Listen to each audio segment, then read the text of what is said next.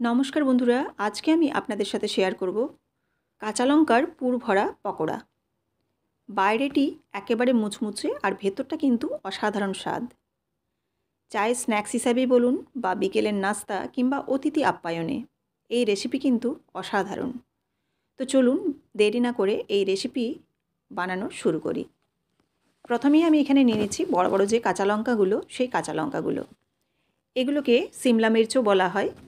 তো এই লঙ্কাগুলোর মধ্যে কিন্তু কোনো রকম ঝাল থাকে না। এই লঙ্কাগুলো দেখুন আমি এবার চিড়ে নিচ্ছি লম্বা করে। এক সাইডটাই চিরব, চিড়ে এই বীজটাকে বের করে নেব। ছুরি দিয়ে চিড়ে নেওয়ার পর আমি চামচের যে পেছন দিকটা, সেই দিকটা দিয়ে কিন্তু এই বীজগুলোকে বের করে নেব। ভেতরটা একটু চামচের পেছনটা দিয়ে ভালোভাবে নাড়াচাড়া করে দিলে কিন্তু বীজগুলো বেরিয়ে আসবে। খুব একটা কিন্তু কঠিন কাজ নয়। তো এইভাবে দেখুন চামচের পেছনটা দিয়ে আমি বীজগুলোকে পুরোপুরি বের করে নিলাম। তো আরেকটা আমি দেখাচ্ছি আপনাদের সুবিধার জন্য। আবার দেখুন এখানে নিয়ে নিয়েছি আর এইরকম লম্বাভাবে চিড়ে নিচ্ছি। এটা কিন্তু লম্বালম্বি চেরা হবে। আর ভেতরের দেখুন এই যে বীজগুলো আছে, এটাকে চামচের পেছন দিয়ে আমি টেনে বের করে নিচ্ছি। ভেতরটা তাহলে কি হবে, বীজগুলো বেরিয়ে গেলে অনেকটা খালি হয়ে যাবে, ভেতরে পুরটা ঢোকানোর জন্য কিন্তু খুব সুবিধে হবে। দেখুন এটাও আমি একইভাবে বের করে নিয়েছি আর প্রত্যেকটাকে এইভাবে রেডি করে নিয়েছি বীজগুলোকে বের করে। তো এবার চলুন বানাতে হবে পুর। তো পুরের জন্য আমি প্রথমে কিছু কড়াইশুঁটি অর্থাৎ মটরশুঁটি নিয়ে নিয়েছি আর নিয়ে নিয়েছি সুইটকর্ন, দিয়ে একটু দরদরা করে পিষে নিয়েছি। খুব একটা মিহি করে পেস্ট করিনি, দরদরা পিষেছি। কড়াই সরষের তেল দিয়ে দিলাম। তেলটা গরম হয়ে গেলে এর মধ্যে আমি দিয়ে দিচ্ছি পাঁচফোড়ন। তো পাঁচফোড়নটা পুরোপুরি অপশনাল, আপনারা যদি গরম মশলা গুঁড়ো ব্যবহার করেন তো সেক্ষেত্রে পাঁচফোড়নটা না দিলেও চলবে। এবার দিয়ে দিচ্ছি একটা বড় সাইজের টমেটো কুচিয়ে, দিয়ে তার মধ্যে দিয়ে দেব আদা। আর এই রেসিপিটি কিন্তু সম্পূর্ণ নিরামিষ, একদম যারা নিরামিষ খান তারাও খেতে পারবেন, আর যারা তো আমিষ খান অর্থাৎ পেঁয়াজ রসুন খান তারাও খেতে পারবেন। তো আমি এখানে নিরামিষ হিসাবেই বানাচ্ছি।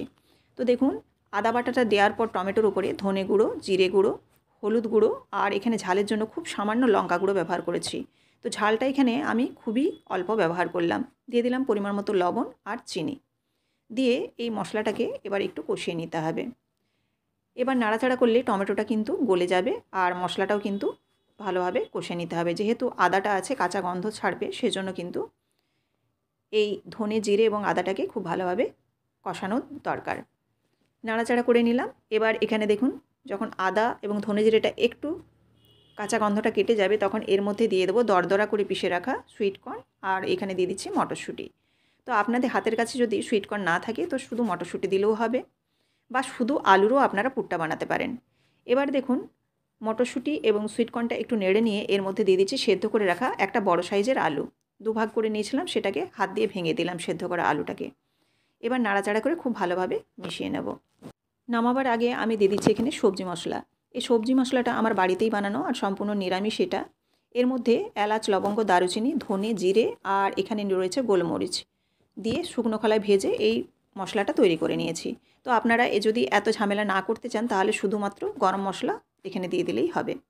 এবার নামাবার আগে ধনেপাতা কুচি ছড়িয়ে ভালোভাবে নামিয়ে নিলাম।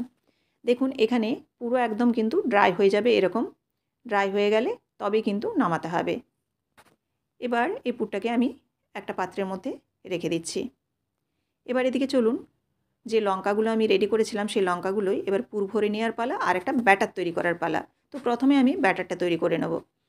ব্যাটারটা আমি এখানে দেখুন বেসন দিয়ে দিয়েছি, চালের গুঁড়ো দিয়ে দিলাম। মুচমুচে হওয়ার জন্য কিন্তু চালের গুঁড়োটা ব্যবহার করেছি, আপনারা যদি চালের গুঁড়ো না দিতে চান সেক্ষেত্রে একটু বেকিং সোডা দিতে পারেন।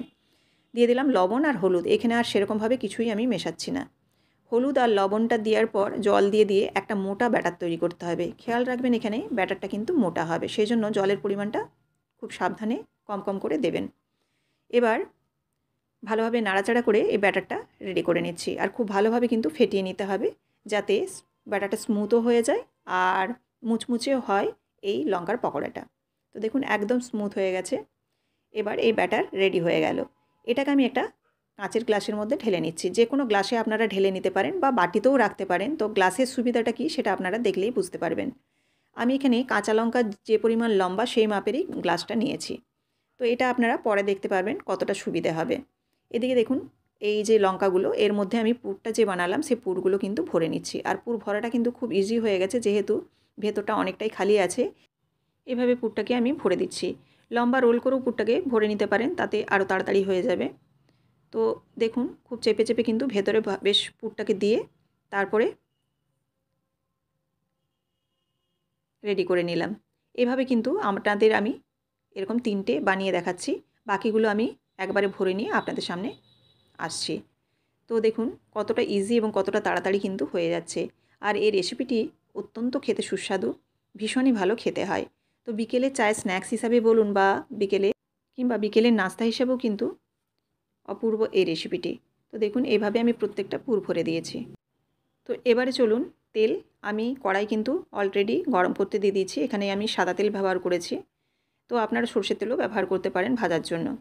তো এবার দেখুন এই যে বেসনটা নিয়েছিলাম গ্লাসের মধ্যে, এটা কতটা সুবিধে। গ্লাসের যেহেতু মাপে নিয়েছি একদম লঙ্কাগুলোর মাপে, সেই জন্য কিন্তু মোটাটা ধরে জাস্ট ডুবিয়ে দিলেই কিন্তু সুন্দরভাবে বেসনটা লাগানো হয়ে যাচ্ছে। আর মোটা করার জন্য কিন্তু দেখুন সুন্দরভাবে কিন্তু বেসনটা কোটিংটাও ভালো হচ্ছে। কিন্তু ব্যাটারটা এখানে মোটা করে গুলতে হবে। এবার দেখুন একটা একটা করে এই ডাঁটি ধরে ডুবাচ্ছি আর কিন্তু এই কড়ার মধ্যে দিয়ে দিচ্ছি। এইভাবেই কিন্তু আমি পকোড়াগুলোকে দিয়ে দিলাম। এবার উল্টে পাল্টে নেড়ে ছেড়ে কিন্তু গোল্ডেন ব্রাউন করে ভেজে নিতে হবে। এখানে পুরটা কিন্তু রান্না হওয়ার কোনো প্রয়োজন নেই, যেহেতু পুরটা রেডি করাই আছে ভেতরের। শুধু এখানে লঙ্কাটা সেদ্ধ হওয়ার একটা ব্যাপার আছে। তো সেই কারণে মিডিয়াম টু লো ফ্লেমে ভেজে নিলেই হবে। খুব একটা কিন্তু ভাজতে এটার বেশি সময় লাগে না, যেহেতু ভেতরের পুরটা একদম পুরোপুরি তৈরি। সেজন্য কিন্তু মিডিয়াম টু লো ফ্লেমে মোটামুটি এরকম গোল্ডেন ব্রাউন করে ভেজে নিলেই হবে। তো এবার দেখুন তুলে নিচ্ছি। এইভাবে গোল্ডেন ব্রাউন হয়ে গেলে প্রত্যেকটা তুলে নিলাম। তো কতটা সহজ উপায়ে আপনাদের দেখালাম আর কতটা সুস্বাদু হবে সেটা দেখেই আপনারা বুঝতে পারছেন। ভীষণই মুচমুচে, যেহেতু চালের গুঁড়ি দেওয়া আছে, ওপরটা খুব ক্রিস্পি। তো এভাবে আপনারা অবশ্যই বানিয়ে দেখতে পারেন। রেসিপিটি যদি ভালো লেগে থাকে অবশ্যই লাইক, কমেন্ট এবং শেয়ার করবেন। আর এরকমই প্রত্যেকদিন নিত্য নতুন রেসিপি দেখার জন্য অবশ্যই চ্যানেলটিকে সাবস্ক্রাইব করে বেল বাটনটি প্রেস করে দেবেন, যাতে আমার রান্নার সমস্ত নোটিফিকেশন সবার আগে আপনাদের কাছে পৌঁছে যায়। ফেসবুক থেকে দেখে থাকলে পেজটিকে ফলো করে দেওয়ার অনুরোধ রইল। তো দেখুন ভেতরটা কেটে দেখাচ্ছি, একদম পুর ভরা কাঁচা লঙ্কার এই পকোড়া, দুর্দান্ত স্বাদ। আবারও আপনাদের সাথে দেখা হচ্ছে আগামীকাল নতুন কোনো রেসিপির সাথে। সবাই ভালো থাকবেন, ধন্যবাদ।